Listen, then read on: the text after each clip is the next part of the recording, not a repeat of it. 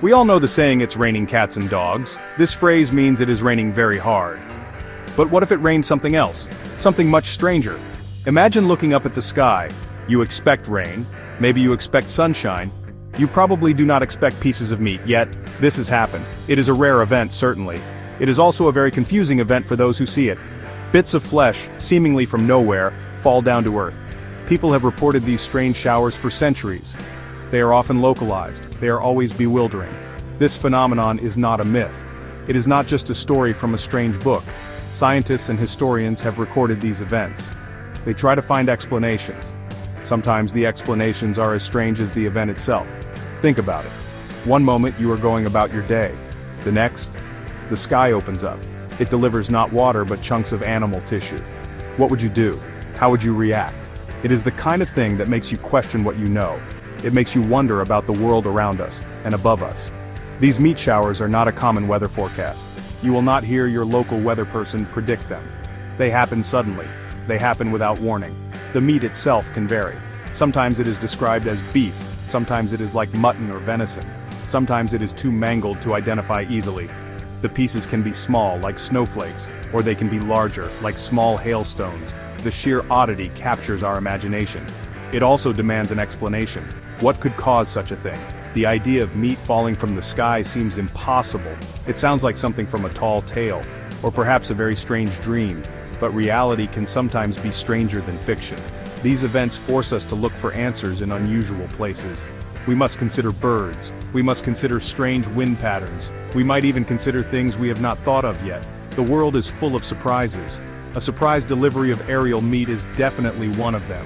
It is a messy, baffling, and fascinating puzzle. One of the most famous meat showers happened in Kentucky. The year was 1876. The date was March 3rd. It was a clear day near Olympia Springs in Bath County. Mrs. Allen Crouch was outside her house. She was making soap. Suddenly, pieces of meat began to fall from the sky. They landed all around her. The area covered was about 100 yards long. It was about 50 yards wide. Imagine her surprise. One moment soap, the next, a meaty downpour. It must have been quite a shock.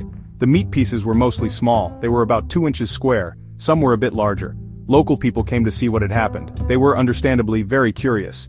What kind of meat was it? Some brave souls tasted it. Yes, they tasted the mystery sky meat. Their descriptions varied. Some said it tasted like mutton, others thought it was like venison.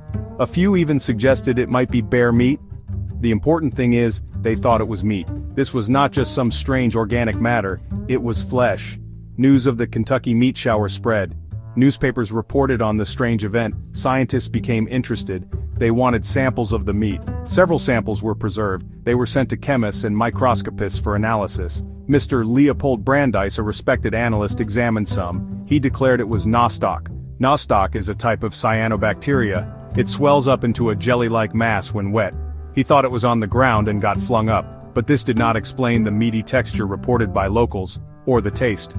Other scientists disagreed with the nostoc theory. Dr. Alan McLean Hamilton received a sample. He and other medical professionals examined it. Their conclusion was different. They identified it as lung tissue. It was likely from a horse or perhaps a human infant. The latter was a rather disturbing thought. Another sample analysis by Dr. J.W.S. Arnold suggested lung tissue from a horse. The presence of cartilage and other structures pointed away from simple nostoc. The mystery deepened. What kind of creature, and how did its lungs get into the sky? So, if it was actual animal tissue, how did it get up there, and why did it fall down? The most widely accepted explanation for the Kentucky meat shower involves birds. Specifically, it involves vultures. Vultures are large scavenging birds. They eat animals that are already dead. Kentucky in 1876 would have had plenty of vultures. These birds have a peculiar habit. When they are disturbed or threatened, they often vomit. This lightens their load. It helps them take off and escape more quickly. It is a defense mechanism. Imagine a large flock of vultures. They have just feasted on a dead animal, perhaps a horse, as some analysis suggested. Their stomachs are full. They take to the air. As they fly over Mrs. Crouch's farm, something startles them. Maybe it was a sudden noise, or perhaps just the effort of flying with such full bellies. One vulture vomits, then another, and another. The result? A shower of partially digested meat pieces rains down on the unsuspecting people below. This theory explains many aspects of the event. The theory explains the type of meat. Vultures are not picky eaters. They would consume various parts of a carcass. This includes lung tissue, muscle, and cartilage. The pieces falling would be torn and mangled. This matches the descriptions from 1876. The size of the pieces also fits.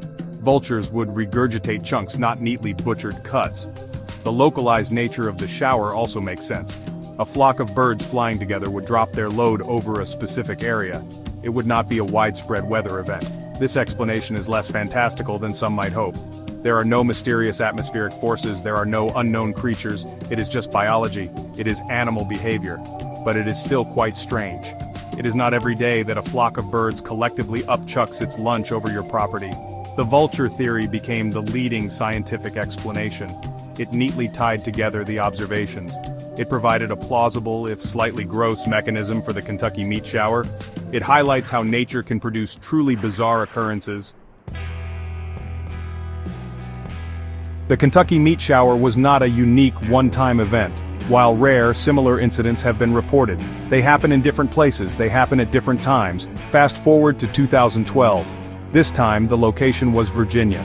A young girl named Cassie Cook was at her mother's horse farm. She was walking towards the stables.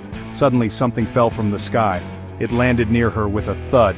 It was a piece of raw chicken, a rather large piece, apparently part of a chicken breast.